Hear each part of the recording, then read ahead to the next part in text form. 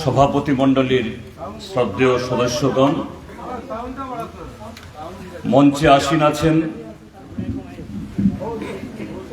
আমাদের পার্টির রাজ্য কমিটির সদস্যদ্বয়, প্রাক্তন মন্ত্রী, আপনাদের সকলেরই সুপরিচিতা শ্রীমতী বিজিতা নাথ, এখানে আছেন আমাদের রাজ্য কমিটির অপর সদস্য শ্রী দুর্গেশ রায় এবং আমাদের যুবরাজনগর বিধানসভা কেন্দ্রের মাননীয় বিধায়ক শ্রী শৈলেন্দ্রচন্দ্র নাথ মহোদয়, এখানে উপস্থিত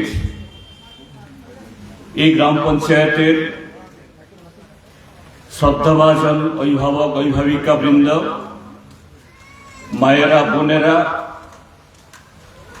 এবং দূর থেকেও যারা আমাদের বক্তব্য শুনছেন, এখানকার সুধী নাগরিক বৃন্দ, দোকানি, পথচারী, সমস্ত বন্ধুদের আমি আমাদের পার্টির তরফ থেকে এই নির্বাচনে বিভিন্ন স্তরে জেলা পরিষদ, পঞ্চায়েত সমিতি এবং গ্রাম পঞ্চায়েতে যারা আপনাদের আশীর্বাদ নিয়ে এখানে প্রার্থী হয়েছেন, তাদের সকলের তরফ থেকে আপনাদের সকলকে নমস্কার, অভিনন্দন এবং আদাব জানাচ্ছি। আমার একটু আসতে দেরি হয়ে গেছে, কারণ আগরতলা থেকে আর একটা জরুরি কাজ ছিল, সকালে আমি আসতে পারিনি।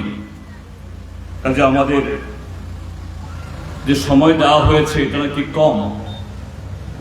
যাই হোক, খুব অল্প সময়ের মধ্যে আমি আপনাদের সামনে কিছু কথা এখানে রাখতে চাই। গ্রাম পঞ্চায়েত নির্বাচন এটা সেরকম লোকসভা বা বিধানসভা নির্বাচনের মতো বড় আকারে না হলেও আমাদের দেশে শুধু ত্রিপুরাজ্যের জন্য না, গ্রাম পঞ্চায়েতের নির্বাচন অত্যন্ত গুরুত্বপূর্ণ নির্বাচন। তার প্রধান কারণ আমাদের দেশের বিশাল অংশের মানুষ তারা গ্রামে বসবাস করেন, আমাদের এই রাজ্যেও। কাজেই আমাদের দেশের উন্নয়ন বা বিকাশ আমরা যাই বলি না কেন, এই বিশাল অংশের মানুষের যে যোগদান, অংশগ্রহণ যদি সুনিশ্চিত না করা যায়, আর দেশের উন্নয়ন কর্মসূচিতেও যদি এই বিশাল অংশের মানুষকে তাকে উন্নীত করার জন্য সেরকম কর্মসূচি না রাখা যায়, আমরা যে কোনো রাজনৈতিক দলেরই হোক, গাল ভরা যতই আমরা স্লোগান দিই, যতই মুখরোচক কর্মসূচি রাখি, ইশতেহার প্রকাশ করি, তার কথার কথা সেখানে থেকে যায়। এটা শুধু আমার কথা নয়, যারা প্রবীণ ব্যক্তি এখানে যারা আছেন আজকে বা দূর থেকে যারা শুনছেন, আমরা যদি অতীতের অভিজ্ঞতা যদি আমরা মিলিয়ে দেখি, বামপন্থী ফ্রন্ট সরকার এ রাজ্যে 1978 আসার আগে আজকের মতো ত্রিস্তর পঞ্চায়েত হয়তো বা না ছিল না, কিন্তু তখনও গ্রাম পঞ্চায়েত ছিল। এবং আমাদের দেশের জাতির পিতা মহাত্মা গান্ধী স্বাধীনতার আগে থেকে গ্রাম স্বরাজের কথা বলতেন। দেশকে উন্নত করার ক্ষেত্রে গ্রামের দিকে তাকানোর কথা বলতেন। গ্রামের মানুষকে সমান সুযোগ দেওয়ার কথা বলতেন, সেভাবেই আমাদের দেশে এবং এই রাজ্যেও অতীতে গ্রাম পঞ্চায়েত গড়ে উঠেছিল। কিন্তু সেই গ্রাম পঞ্চায়েত সত্যিকারের কি ধরনের পঞ্চায়েত হওয়া প্রয়োজন, সেই পঞ্চায়েতের কি ধরনের তাদের হাতে ক্ষমতা থাকা প্রয়োজন, অর্থাৎ ক্ষমতা মানে শুধু একজন লোককে সাংঘাতিক ক্ষমতাশালী করে বসিয়ে দেওয়া গেল তা নয়। তার হাতে অর্থ থাকতে হবে, সিদ্ধান্ত নেওয়ার ক্ষমতা থাকতে হবে। সেই পঞ্চায়েতকে ৭৮ সালের আগে এগুলো ছিল না, এবং নামকেও আসতে সে নির্বাচনগুলি হতো হাত তোলা ভোট। বরঞ্চ সেই পঞ্চায়েতগুলো তখন গ্রামীণ মানুষের উপকার না হয়ে গ্রামের যারা মাতব্বর, বড়লোক, কায়েমি যে যে ব্যবস্থা, তারা যাতে তাদের ক্ষমতাকে আরো কক্ষিগত করতে পারে, তারাই এই পঞ্চায়েতের প্রধান মুরব্বী হতেন। অর্থাৎ বরঞ্চ তখনকার সে গ্রাম পঞ্চায়েত গ্রামীণ মানুষকে আরো বেশি শোষণ করা হাতিয়ারে পরিণত হতো। এইভাবেই এই ত্রিপুরাজ্যের গ্রামের মানুষ শোষিত হতো। গ্রামের মানুষ তার ন্যায় বিচার থেকে বঞ্চিত হতেন। সত্যিকারের সে গ্রাম স্বরাজ ছিল না। ৭৮ সালে প্রথম বামপন্থী ফ্রন্ট সরকার তৈরি হওয়ার পর সে হাত তোলা ভোট, কুপন ভোটে ভোট ব্যবস্থা তৈরি হয়, এবং তারপর আরো নানা সংস্কার আসে। সেখানে মহিলাদের রিজার্ভেশন, এসটি এসসিদের রিজার্ভেশন ইত্যাদির মাধ্যমে সেখানে যে জনগণের প্রকৃত প্রতিনিধি প্রত্যেকটা ওয়ার্ড থেকে নির্বাচিত হয়ে আসা, এবং শুধু নির্বাচিত হয়ে আসা না, সেই গ্রামের মানুষ তারা গ্রামের রাস্তা কোথায় হবে, গ্রামের জলের উৎস কোথা দিয়ে হবে, বালোয়ারি সেন্টার কোথায় বসবে, স্কুল কোথায় স্থাপিত হবে, গ্রামের গরিব মানুষ, দুস্থ, কাদের সবার আগে সামাজিক ভাতা দিতে হবে, পুনর্বাসন দিতে হবে, ভূমি বন্দোবস্ত দিতে হবে,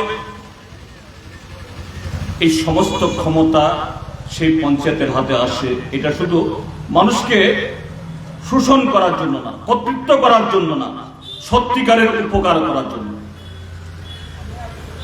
কিন্তু সেখানে থেমে থাকেনি ত্রিপুরার যে বামপন্থী ফ্রন্ট সরকার। শুধু জনগণের প্রকৃত প্রতিনিধি, মহিলা প্রতিনিধি, তপশিলি উপজাতির প্রতিনিধি নির্বাচিত করা না, শুধু নির্বাচিত হওয়ার পর কয়েকজন লোক তারাই সমস্ত ক্ষমতা ভোগ করবে, সমস্ত ঠিক করবে তা না। এই রাজ্যের মধ্যে, ভারতবর্ষের অন্য রাজ্যগুলোতে এই সমস্ত চিন্তা ভাবনা শুরু হওয়ার আগে, সংবিধানের ৭৭তম ৭৮তম সংশোধনী হয়ে এই ত্রিস্তর পঞ্চায়েত হওয়ার আগে আমাদের রাজ্যে আমরা চালু করি গ্রাম সভা। যে কোন গ্রামে, কেননা আমাদের দেশের সরকারের কি কেন্দ্রীয় সরকার আজকের বা সেদিনের, কি রাজ্য সরকার আজকের বিজেপি সরকার বা অতীতের সরকার, বা এখন যে পঞ্চায়েত, ত্রিস্তর পঞ্চায়েত, অফুরন্ত টাকা তো তার কাছে নেই। আমাদের দেশ পৃথিবীর অন্যান্য উন্নত দেশের নিরিখে এখন আমরা গরিব দেশ, দরিদ্র দেশ। কাজেই আমাদের যে সাধ্য, ক্ষমতা সীমাবদ্ধ, কিন্তু সেই সীমাবদ্ধ ক্ষমতাকে, সীমাবদ্ধ আর্থিক যে ব্যবস্থাকে, এটাকে যদি সামঞ্জস্যপূর্ণভাবে সুন্দর পরিকল্পনার মাধ্যমে জনগণকে সাথে নিয়ে যদি রূপায়িত করা যায়, সেই জায়গায় অনেক নতুন আশ্চর্য, নতুন সাফল্য অর্জন করা সম্ভব। কাজেই আমরা চালু করেছি গ্রাম সভা। গ্রামের মানুষই ঠিক করবেন এটা ঘর আসুক বা অন্য কোনো সাহায্য, এটা ভাতা হোক বা অন্য কোনো স্কিম, গ্রামের মানুষ গ্রাম সভা করে তারা ঠিক করবেন যে সবচেয়ে বেশি নিডি বা যার পাওয়া উচিত সে পরিবারটি কোনটি বা কারা, তারা কোন পার্টিকে ভোট দিলেন, কোন পার্টিকে ভোট দিলেন না, কোন রঙের ঝান্ডা নিয়ে তারা মিছিল করেন না, এটা বিচার্য বিষয় না। উন্নয়নে সত্যিকারের যিনি সবচেয়ে গরিব, সবচেয়ে দুর্বল, যার কাছে এই সুযোগটা পৌঁছানো দরকার, তার কাছে সে সুযোগ দেওয়ার ব্যবস্থা করতে হবে। এইভাবেই বামপন্থী ফ্রন্ট সরকার এই ত্রিপুরাজ্য একদা অনাহারের মৃত্যু, অর্ধাহারের মৃত্যু, মৃত্যুর মিছিল, সন্তান বিক্রি ইত্যাদির অন্যতম একটা চিত্র ছিল ত্রিপুরাজ্যের গ্রাম, ত্রিপুরাজ্য শহর। সেই ত্রিপুরাজ্য থেকে আমরা অনাহারকে বিদায় দিয়েছি, বিক্ষোভকে বিদায় দিয়েছি। সেই ত্রিপুরাজ্যের গ্রামে গঞ্জে শুধু দুবেলা খাওয়ার ব্যবস্থা করা না, শহরের মতো না হলেও শহরের মানুষের ছেলে মেয়েরা প্রত্যেকে স্কুলে যেতে পারে, অঙ্গনওয়াড়ির সুযোগ পায়, দুবেলা খেতে পায়, মাথার উপরে ছাউনি। এই সুযোগগুলো ত্রিপুরাজ্যের মধ্যে হয়েছে এই সীমাবদ্ধ ক্ষমতা এবং আর্থিক ক্ষমতার মধ্যে দাঁড়িয়েও, যে গ্রাম সভা ইত্যাদির মাধ্যমে মানুষ মনে করেছেন যে না, যে সরকার মানে ভগবান না, সরকার মানে উপর থেকে ক্ষমতাধারী কেউ না, সরকার মানে আমরা। সরকারের প্রত্যেকটা পয়সা, প্রত্যেকটা টাকা মানে হলো জনগণের, আমাদের। কাজে সে অর্থের তার সদ্ব্যবহার করতে হবে। এইভাবেই ত্রিপুরাজ্যের গ্রাম পাহাড় গড়ে উঠেছিল। এইভাবে ত্রিপুরাজ্য উন্নয়নের অন্যতম ঠিকানা হিসাবে এই ছোট্ট ত্রিপুরাজ্য হল সারা ত্রিপুরাজ্যের মধ্যে এই ত্রিপুরাজ্যের নাম খোদাই হয়েছে। সেখানে শুধু কোন পরিকল্পনা গ্রহণে গ্রাম সভার মাধ্যমে জনগণের মতামত সংগ্রহ করা না, বছর শেষে গ্রাম পঞ্চায়েতের মানুষ বই ছাপিয়ে প্রত্যেকটা কাজের ওয়ার্ক অর্ডার নম্বর, সেই ওয়ার্ক অর্ডারে কি কাজ হয়েছে, রাস্তা হোক বা ড্রেন, বাগান হোক বা কোনো কারো পুকুর খনন করা, কারো জমির বালি সরানো, সেচের ব্যবস্থা করা, কোনো বালুয়ারি বা স্কুলে সৌন্দর্যায়ন, এগুলো বই ছাপিয়ে কোন ওয়ার্ডে কার বাড়ির কাছ থেকে কার বাড়ি অবধি কারা কারা সে যারা বেনিফিশিয়ারি হয়েছেন, সুবিধাভোগী হয়েছেন, কোন পরিবার কারা সে সুবিধা পেয়েছেন, এগুলো আবার জনগণের সামনে তুলে ধরা হয়েছে। সেখানে যদি কোনো ভুল ভ্রান্তি হয়, ইচ্ছাকৃত বা অনিচ্ছাকৃত ভুল হতেই পারে, কাজ করলে, না করলে তো কোনো ভুল হওয়ার প্রশ্ন উঠে না। মানুষ প্রশ্ন করতে পেরেছেন, প্রধান সাহেব, প্রধান সাহেবা,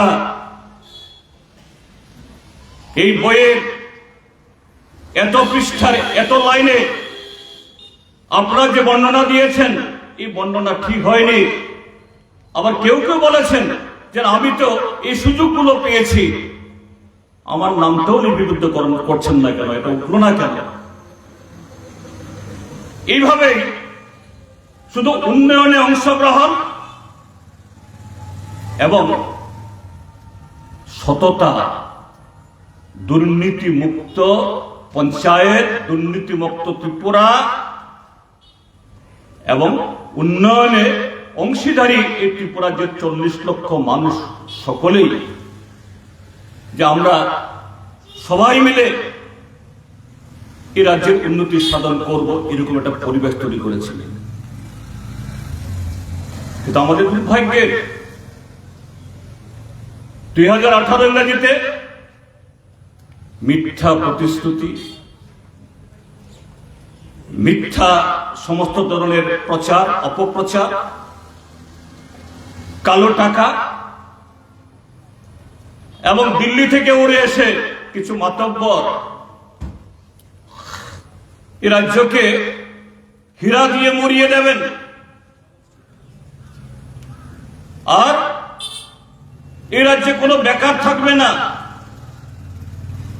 এ রাজ্যে কোনো অভাব থাকবে না, এ রাজ্যটাকে 3 বছরের মধ্যে মডেল রাজ্যে পরিণত করার এই সমস্ত লোভ মোহ দেখিয়ে 18তে ভারতীয় জনতা পার্টির হাতে এই রাজ্যের ভাগ্য চলে যাওয়ার পর আজকে সে পঞ্চায়েত আমরা দেখছি। যদি ভারতীয় জনতা পার্টি করেন এরকম কোন বন্ধু যদি আমার গলার আওয়াজ শুনে থাকেন বা অন্য যে কেউ, গত 6 বছরে গ্রাম সভা শব্দটা শুনেছেন? গত 6 বছরে অর্থ বছরের শেষে বই ছাপিয়ে পঞ্চায়েতের, গ্রাম পঞ্চায়েতের প্রধান মেম্বাররা, পঞ্চায়েত সচিবরা বই বিলি করে 1 সপ্তাহ আগে থেকে দূর সরবত করে জনগণকে ডেকে নিয়ে গত 1 বছর আমরা কি কাজ করেছি? আমাদের কোনো ভুল থাকলে বলুন, আপনাদের কোনো পরামর্শ থাকলে বলুন। এরকম পরিবেশ, এরকম কোন ছবি দেখেছেন? নেই। যারা বলেন সবকা সাথ, সবকা বিকাশ, সবকা বিশ্বাস, বিকশিত ভারত, যারা বলেন ভারতবর্ষে অমৃতকাল নিয়ে এসেছেন, এরা ক্ষমতায় আসার পর সর্বত্র রং খোঁজা হলো যে না, সে আমাদের মিছিলে হাঁটে না, তার ভাতা কেটে দাও, আমাদের জনসভায় যায় না, রেগা থেকে তার নাম কেটে দাও, বিপিএল কার্ড বাতিল করে দাও এবং আরো নানাভাবে এই ত্রিপুরাজ্যের মানুষ, এমনকি যারা ভারতীয় জনতা পার্টিকে তাদের সে বক্তৃতা শুনে প্রধানমন্ত্রী নরেন্দ্র মোদীজি বা তৎকালীন বিজেপির সভাপতি, এখন দেশের স্বরাষ্ট্রমন্ত্রী অমিত শাহজি আপনাদের এই ডিএনবির ময়দানে তাদের বক্তব্য শুনে যারা ভেবেছেন যে না, স্বয়ং প্রধানমন্ত্রী মাটিতে নেমে এসে কথাগুলি বলে যাচ্ছেন ধর্মনগরে, কাজে তাকে বিশ্বাস করে দেখি, তাকে ভোট দিয়ে দেখি। শুধু গ্রাম পঞ্চায়েত বলতে না, শুধু নগরেও ত্রিপুরাজ্যের সেই সংস্কৃতি আজকে এগুলো উদার, সে সংস্কৃতি নাই। আজকে কি মিউনিসিপ্যালিটির চেয়ারম্যান, কি জেলা পরিষদের সভাধিপতি, কি পঞ্চায়েত সমিতির চেয়ারম্যান, ভাইস চেয়ারম্যান, কি গ্রাম পঞ্চায়েত প্রধান বা উপপ্রধান, যারা বিরোধী পার্টি করেন, বিরোধী দল করেন, তাদের তো তাদের কাছে পৌঁছার প্রশ্নই উঠে না। ভারতীয় জনতা পার্টি যারা করেন, যাদের ভোটে তারা নির্বাচিত হয়েছেন, কেউ কেউ স্পিকার, কেউ কেউ মন্ত্রী, কেউ কেউ এমএলএ, কেউ কেউ সভাধিপতি, চেয়ারম্যান হয়েছেন।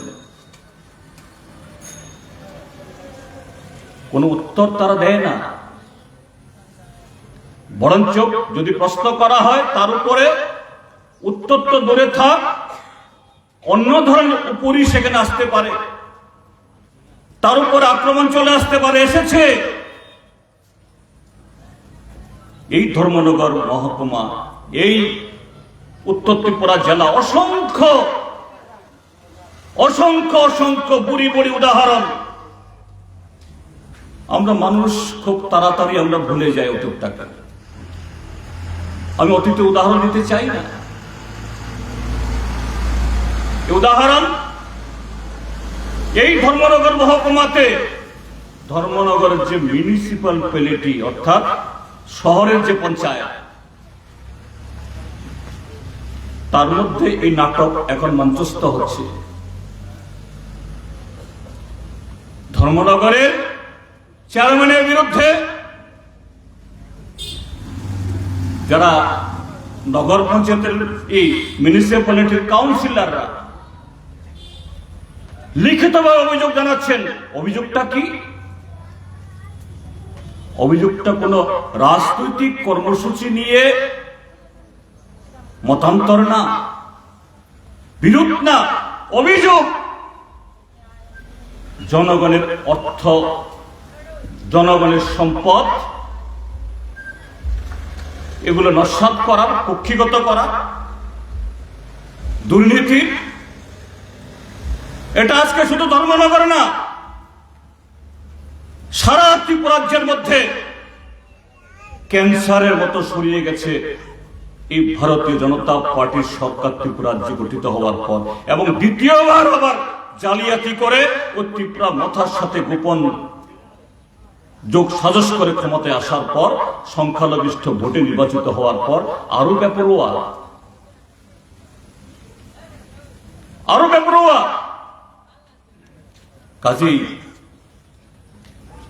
এই পার্টি, তাদের স্লোগান যতই সুন্দরই হোক, মুখরোচক হোক, তারা নিজেরাও ভালো জানে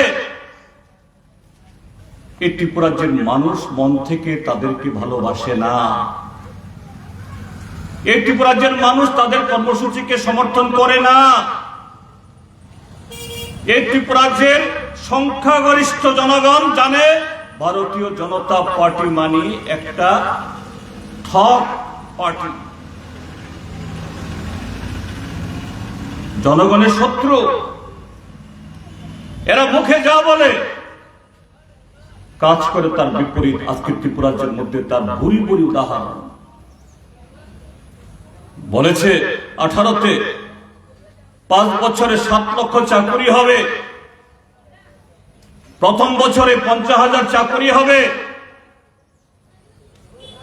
গত 6 বছরে ভারতীয় জনতা পার্টি সরকার গঠিত হওয়ার পর বামপন্থী ফ্রন্ট সরকারের শেষ সময়েতে যতজন সরকারি কর্মচারী, পুলিশ, টিএসআর, শিক্ষক, কেরানি ছিলেন, সেই সংখ্যা থেকে প্রায় 25 থেকে 26,000 সরকারি কর্মচারী এখন কম। অর্থাৎ তারা হয় নানা কারণে চাকরি গেছে 10,323-এর মতো, নয় 7 বছর অতিক্রান্ত হওয়ার পর অবসরে চলে গেছেন। এখানে নতুন নিয়োগ হয়নি, নতুন কোনো পদ তৈরি করা হয়নি। কোথায় সে প্রথম বছরে 50,000, 5 বছরে 7 লাখ? উল্টো হাজার হাজার কর্মচারী বা দপ্তরে বিভিন্ন পদ আজকে শূন্য পড়ে আছে। বেকার যুবক যাদেরকে ললিপপ দেখানো হয়েছিল, প্রতিদিন রোদে পড়ে বৃষ্টিতে ভিজে মন্ত্রীর বাড়িতে ধর্ণা দেয়, মহাকারণে ধর্ণা দেয়, বিভিন্ন দপ্তরে যায় আর লাঠি পেটা করে এদেরকে তাড়িয়ে দেওয়া হয়। এই ত্রিপুরার যে গ্রামীণ মানুষ যাদেরকে বলা হয়েছিল সে 2018-তে, তখন রেগার মজুরি ছিল 170, প্রথম মন্ত্রিসভাতেই সেই মজুরি 240 টাকা হবে। প্রথম মন্ত্রিসভাতে 100 দিনের কাজ 200 দিন হবে। আজকে 6 বছর হয়ে যাওয়ার পরও মজুরি 250 অতিক্রান্ত হয়নি। 170 টাকা থেকে কিছু বেড়েছে, কিন্তু 340 টাকা করার কথা এখনো 250 টাকা ছুঁতে পারিনি। 100 দিন কাজ পাওয়া এটা মোদী সরকারের কোনো গ্যারান্টি না। ভারতবর্ষে সে 2004-05 ইংরেজিতে এই আইন তৈরি হওয়ার পর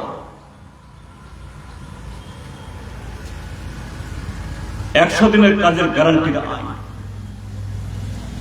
এটা দিল্লিতে কোন রঙের সরকার আসলো না, এর উপর নির্ভর করে না। এই আইন যতদিন বলবৎ থাকবে, যদি অন্যরকম না হয়,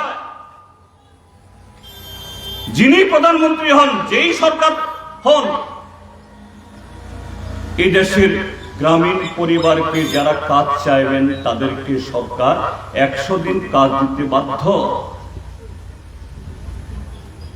যেমন আমাদের সামনে যারা ডিউটি করছেন, আমাদের আরক্ষা দপ্তরের বন্ধুরা, মাস শেষে তারা যে অঙ্কে বেতন পান, বেতন পাওয়ার কথা বেতন পান, 60 বছর শেষে অন্য 10 জন কর্মচারীর মতো তারাও গ্র্যাচুইটি পাবেন, পেনশন পাবেন। এটা আমাদের রাজ্যে কে স্বরাষ্ট্রমন্ত্রী থাকলেন, কে থাকলেন না, আজকে বিজেপি সরকার না অন্য সরকার, তার উপর নির্ভর করে না। তারা এই সুবিধা ভোগ করবেন আইন মোতাবেক। ঠিক তেমনি রেগাতে 100 দিনের কাজের গ্যারান্টি, এটা মোদী, অমিত শাহ, ডাক্তার মানিক সাহার অনুকম্পার সেখানে কোনো প্রয়োজন নেই। দেশের আইন এটা দিতে বাধ্য। আপনারা বলুন, আপনারা পান কিনা? কেউ পায় কিনা? হ্যাঁ, পায়। কারা পায়? প্রত্যেক পঞ্চায়েতে 5 জন, 6 জন, 7 জন, 10 জন মাতব্বর আছেন। তারা কুদাল ধরেন না, খুন্তি ধরেন না, কাজের ঘোড়ায় যান না, মোটর সাইকেলে টুটু ঘুরে বেড়ায়, মস্তানি করে। আমার কথা যদি বিশ্বাস না করেন, আপনাদের এই প্রত্যেক পঞ্চায়েত হোক বা যে কোনো গ্রাম পঞ্চায়েতে এখন সরকারের কাজ ইন্টারনেটের মাধ্যমে, অর্থাৎ ওয়েবসাইটের মাধ্যমে এই রেগা আইনে এটা আপলোড করতে বাধ্য, পাবলিক ডোমেইনে, অর্থাৎ জনগণের নজরে। কিন্তু আমাদের দেশ তো এখনো সেরকম ভাবে উন্নত হয়নি। সবাই সেরকম থাকলেও এটার অ্যাক্সেস করতে পারে না। দেখবেন যে কি প্রত্যেক রায় বা কি অন্য যে কোনো পঞ্চায়েত 100 দিন বা 120 দিন, আরো বেশি, আনস্কিল, স্কিল ইত্যাদি নানা নামে এই হাতে গোনা কিছু লোক 100 দিনের বেশি তারা কাজ পাচ্ছে, তাদের অ্যাকাউন্টে জমা হচ্ছে। আপনি দিন মজুর, আপনি ক্ষেত মজুর, আপনি বিপিএল, আপনার ঘরে সে অর্থ যায় না। আপনি হাড় ভাঙা পরিশ্রম করার পরও জিআরএস আপনার নামে সে টাকা ঢুকায় না। এইভাবে দুর্নীতি চলছে। ওয়ার্ক অর্ডার হয়, বামপন্থী ফ্রন্ট সরকার থাকার সময়তে নিয়ম হলো সেই ওয়ার্ক অর্ডার সেখানে দেখাতে হবে, যে লোক চাইবে দেখাতে হবে। আজকে দেখানো হয় না। কত টাকার মঞ্জুরি হলো, কতজন লেবার কাজ করার প্রশ্ন, সে কাজ কি হবে নামকে আসতে বছর ঘুরে গেলে পরে কাজ শেষ হওয়ার অনেক দিন পরে একটা পাথর পুঁতে দেয়, মানুষ তখন এগুলি ভুলে যায়। হ্যাঁ বলছে আমরা তো পাথর পুঁতে দিই, কবে পুঁতে দেয়? কাজ শেষ হবার 7-8 মাস, 1 বছর 1.5 বছর বাদে পুঁতে দেবে। এই সময়েতে আপনি সব ভুলে যায়। এইভাবে আজকে এই ত্রিপুরা রাজ্যের জনগণের টাকা, জনগণের অর্থ মুষ্টিমেয় কিছু লোকের পকেটে চলে যাচ্ছে, লুট হয়ে যাচ্ছে। কিন্তু কোথাও যদি লুট হয়, যেমন এখন যে নতুন হাইওয়ে খোয়াই দিয়ে হয়েছে কৈলাসহর দিয়ে, এই অতিবৃষ্টিতে পাহাড় ভেঙে পড়ে, উপরে সে পাহাড় যদি ভেঙে পড়ে, সে মাটি কোথায় যায় তো চোখে দেখা যায়, তো উপরে মাটি না থাকলে নিচে কোথাও অথবা লুঙ্গায়। তো গ্রামীণ মানুষের এই অর্থ লুট হচ্ছে, আপনার রেগার কাজ লুট হচ্ছে, আপনার ঘরের টাকা লুট হচ্ছে, পুকুরের টাকা লুট হচ্ছে। এই লুটের টাকা কোথায় যায় এটাও দেখা যায়, দেখা যায় না এরকম না। প্রত্যেক গ্রামেই মুষ্টিমেয় কিছু লোক, হঠাৎ বড় লোক, 2 তলা 3 তলা বাড়ি, দামি দামি গাড়ি, কেউ কেউ আবার আগরতলা শহরে শিলচরে গিয়ে বাড়ি বানাচ্ছেন।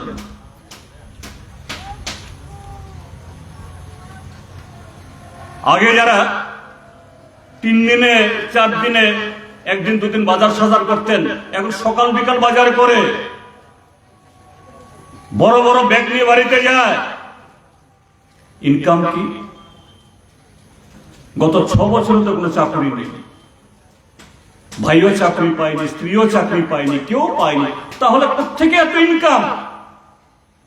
বাড়ি গাড়ি সবকিছু জনগণের টাকা, এইভাবেই আজকে লুট হচ্ছে। কাজেই সেই দল, সেই দলের নেতৃত্ব যতই সুন্দর সুন্দর কথা বলো, এই যে আগামী 15 তারিখে 15ই আগস্ট আসছে, হ্যাঁ 15ই আগস্ট জাতীয় দিবস, স্বাধীনতা দিবস, আমাদের প্রত্যেকের জন্য আনন্দের দিন, গর্বের দিন। ধনী গরিব, শিশু বৃদ্ধ বৃদ্ধা আমরা সবাই প্রতিপালন আমরা করি প্রতি বছর। কিন্তু এখন অতীতে যারা বয়স্করা তারা জানেন, এই ভারতবর্ষের স্বাধীনতার আন্দোলনের, স্বাধীনতার ইতিহাসে এই ভারতীয় জনতা পার্টির যারা পূর্বপুরুষ, যে শক্তি তাদেরকে পরিচালনা করে আরএসএস, এরা এই স্বাধীনতা আন্দোলনে অংশগ্রহণ করেনি, তার বিরোধিতা করেছে, ইংরেজের দালালি করেছে। আরএসএস এর হেডকোয়ার্টার নাগপুরে 2000 ইংরাজি অব্দি এরা তেরঙ্গা ঝান্ডা উড়ায় না, বলছে না তেরঙ্গা ঝান্ডা পাপ। সেখানে গেরুয়া ঝান্ডা উড়বে, তেরঙ্গা ঝান্ডা না। সেই পার্টি এখন তিরঙ্গা যাত্রা, হর ঘর তিরঙ্গা, একদিন না 3 দিন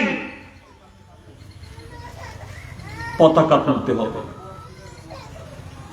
তো দেখলে এদের কথা শুনলে মনে হবে, আরে বাপরে বাপ, এরা তো সাংঘাতিক ভারতীয়, এরা তো সাংঘাতিক দেশপ্রেমিক। তারা তো নেতাজি সুভাষচন্দ্র বসু, মহাত্মা গান্ধী, জওহরলাল নেহেরু বা আমাদের সমস্ত শহীদ যারা, বিনয় বাদল, দীনেশ, ভগৎ সিং, তাদের চাইতে বেশি ভারতীয়, গণতন্ত্রের পূজারী। কিন্তু ভোট যখন আসে তখন না, আপনার ভোট হয়ে গেছে গিয়া, আপনি প্রার্থী হইতে পারতেন না, অন্য পার্টি বেশ থাকতে পারবো না। এই কারণেই এখন মাননীয় বিজেতানাথ বলেছেন 19-এর পঞ্চায়েতে 96% আসনে বিনা প্রতিদ্বন্দ্বিতায় জয়ী না, শব্দটা ভুল। 96% আসন জবরদখল করেছে তখন মুখ্যমন্ত্রী ছিল বিপ্লব চন্দ্র দেব, এখন ডাক্তার মানিক সাহা। তাদের কাছে তো চুরি করে হোক, ডাকাতি করে হোক, যেভাবেই হোক, ওই একটা হিন্দি সিনেমা আছে জো জিতা ও সিকান্দার, অর্থাৎ যেভাবেই হোক দখল করা, এটাই সাফল্য। ডাক্তার মানিক সাহা মুখ্যমন্ত্রী,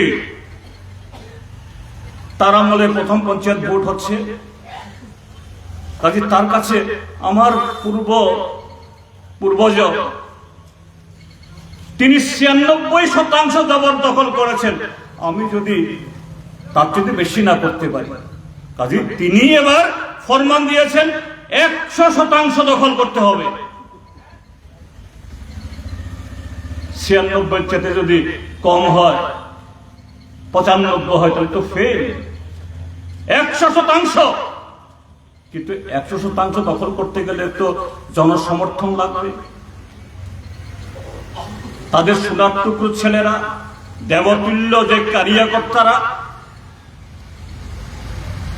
মানুষ তো এদেরকে পছন্দ করে না। সামনে হুজুর বললেও, সামনে নমস্কার করলেও পেছনে এদের সম্পর্কে মানুষ ভালো বলে না। কাজে এদেরকে যদি দাঁড় করানো হয়, কি পঞ্চায়েতে, কি পঞ্চায়েত সমিতিতে, কি জেলা পরিষদ জিতবে না, তাহলে কি করতে হবে? গুন্ডা মস্তান জোগাড় করতে হবে। আর ত্রিপুরাজ্যের মধ্যে পুলিশের এক প্রধান বসিয়েছেন, মহানির্দেশক, এক নপুংসক, পুলিশের ডিজি, তাকে বসিয়ে গোটা পুলিশ বাহিনীকে প্যারালাইজ করে দাও।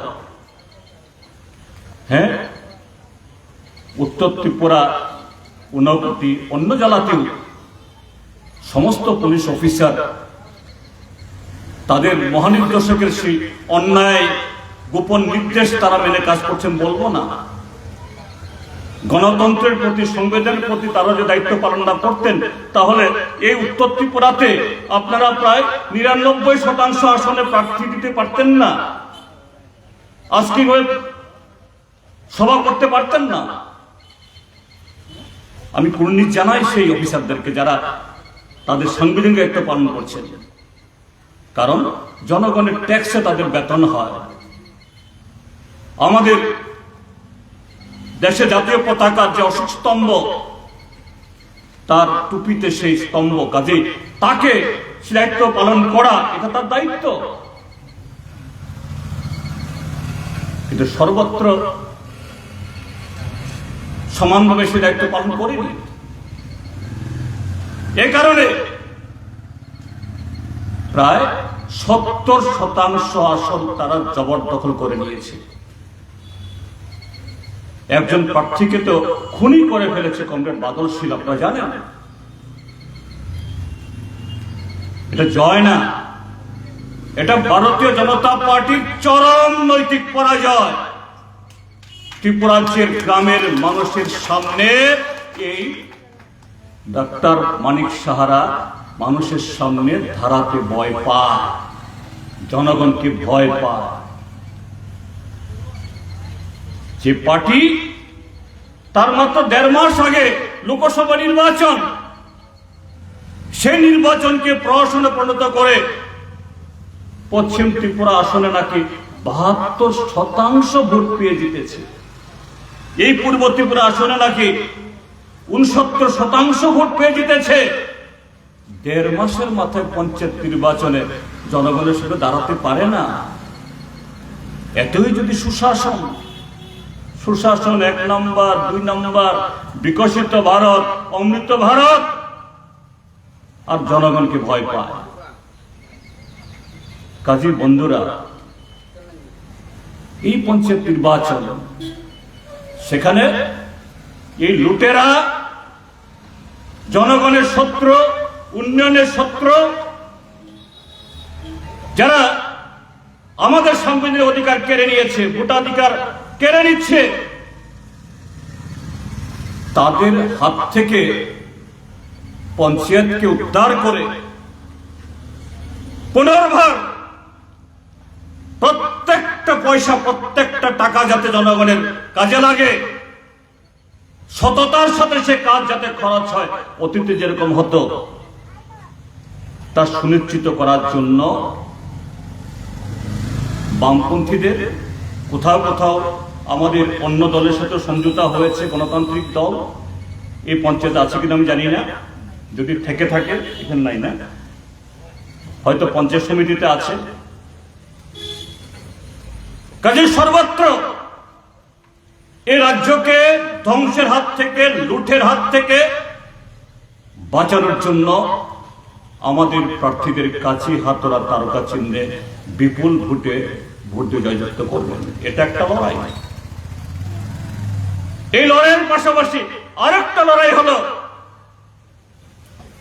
গণতন্ত্র পুনরুদ্ধারের লড়াই। ভারতীয় জনতা পার্টি যতই ভরম দেখা, তারা দেশের সংবিধান মানে না,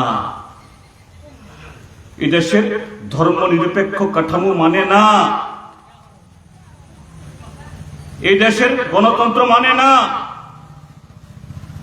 আমাদের দেশের যে সংবিধান, ধর্মনিরপেক্ষতা, এটা এমনি এমনিতে গড়ে ওঠেনি। হ্যাঁ, অবশ্যই ডক্টর বি আর আম্বেদকরকে আমরা শ্রদ্ধা করি, আমরা প্রণাম করি, কিন্তু বি আর আম্বেদকরের তার ভূমিকা অবশ্যই আছে, কিন্তু এই ভূমিকার পেছনে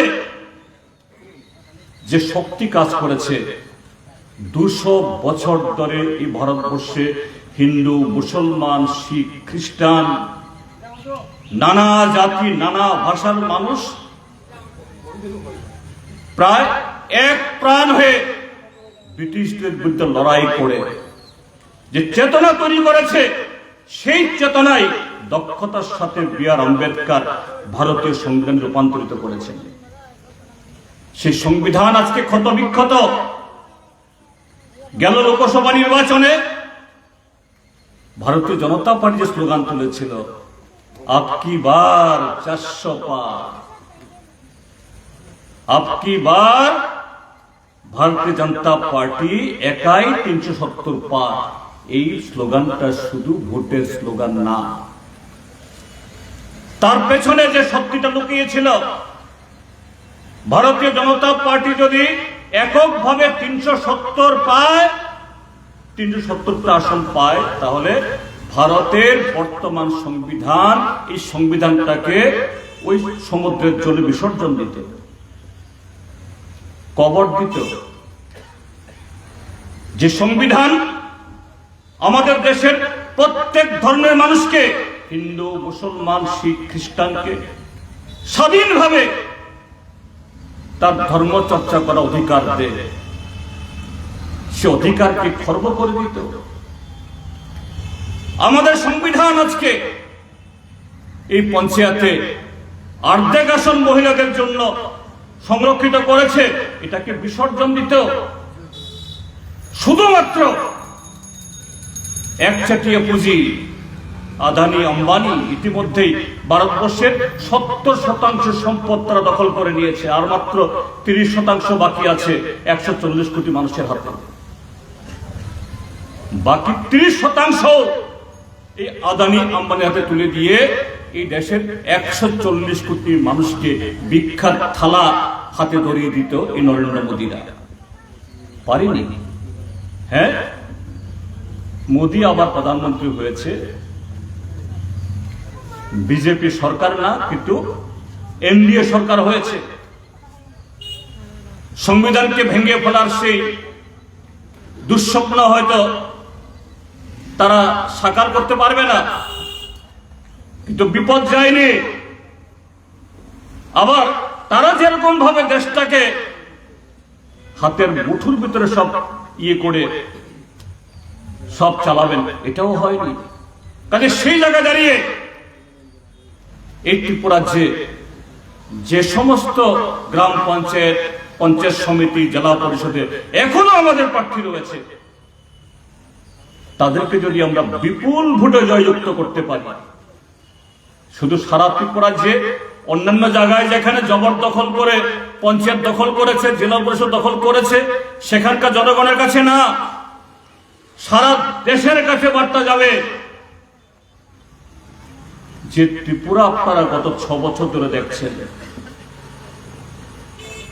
ত্রিপুরা থেকে যে কণ্ঠস্বর শুনছেন বিপ্লব দেব এবং ডাক্তার মানিক সাহাদের কাছ থেকে, এটা ত্রিপুরাজের আসল কণ্ঠস্বর না।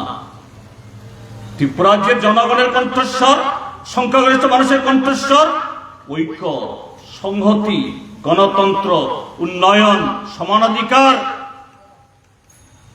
আর সংবিধানের প্রতি দায়বদ্ধতা। কাজেই প্রত্যেক রায়ের সমস্ত নাগরিকের কাছে আমার আবেদন থাকবে, শুধু যারা আজকে সবাই এসছেন বা বামপন্থী হিসেবে নিজেদেরকে যারা মনে করেন তারা না, যারা গত বিধানসভা ভোটে, গত পঞ্চায়েত ভোটে, গত লোকসভা ভোটে আমাদেরকে ভোট দেননি বা দিতে পারেননি, তাদের কাছেও আমাদের বিনম্র আবেদন থাকবে। আমাদের দেশকে রক্ষার, ত্রিপুরাজ্যকে রক্ষার একজন নাগরিক হিসাবে আপনার পবিত্র দায়িত্ব পালন করার এটা আরেকটা বড় সুযোগ। সবসময় সুযোগ আসবে না। কাজেই এই নির্বাচনে আপনাদের সুচিন্তিত মতামত, সুচিন্তিত রায় আমাদের বামপন্থী প্রার্থীদের 3টা স্তরে বিপুল ভোটে ভোট দিয়ে কাছে হাত তারকা চিহ্নে গণতন্ত্রের পক্ষে, উন্নয়নের পক্ষে, দুর্নীতিমুক্ত গ্রাম গড়ার লক্ষ্য নিয়ে আপনারা বামফ্রন্টের প্রার্থীদেরকে বিপুল ভোটে জয়যুক্ত করুন, এই আবেদন রেখে আবারও সকলকে নমস্কার এবং আদাব জানিয়ে আমার বক্তব্য শেষ করছি। ইনকলাব জিন্দাবাদ।